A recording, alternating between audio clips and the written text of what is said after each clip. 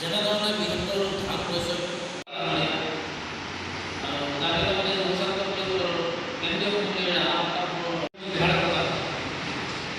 এখন বিশেষ সজাগতামূলক সভা আহ্বান কৰিছোঁ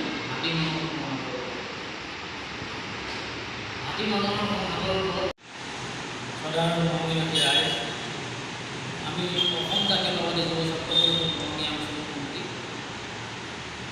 আমি এই সংবাদ বৰ্তমানৰ যিজন আমাৰ সৰুপথাৰ সমষ্টিৰ বিধায়ক বিশ্বজিৎ ফুকন ডাঙৰীয়া তেখেতে কিন্তু আমাক বিশেষভাৱে এই কাৰ্যসূচীটোত উৎসাহ উদ্দীপনা যোগাইছে, আমাক যথেষ্ট সহায় কৰিছে আৰু তেখেতলৈ আমি ধন্যবাদ জ্ঞাপন কৰিছোঁ যুৱ ছাত্ৰ পৰিষদৰ মজিয়া মৰঙী আঞ্চলিকৰ তৰফৰ পৰা।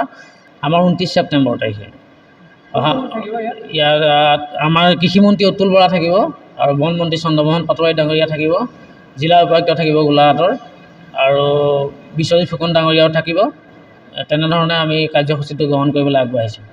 কিন্তু আমি এতিয়া বনৰীয়া জীৱ জন্তুৰ লগত আমি সহবাস কৰিয়ে চলিব লাগিব।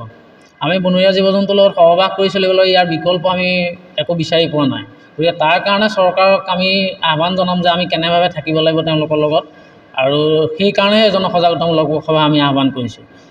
আমি কোনো চৰকাৰক সমালোচনা কৰিবলৈ মানে এই হেৰিটো কৰা নাই, আমি এনেধৰণৰ চিন্তা চৰ্চা কৰা নাই যে আমাক সুবিধা প্ৰদান কৰক আৰু তেওঁলোকৰ খাদ্য ব্যৱস্থা কেনেধৰণে কি হ'ব, চৰকাৰী যিখিনি ভূমি আছে সেইখিনি জৰীপ মতে তেওঁলোকে উলিয়াই লওক, উলিয়াই লৈ পেলাই তাত ভাতি খাদ্য প্ৰস্তুত কৰক।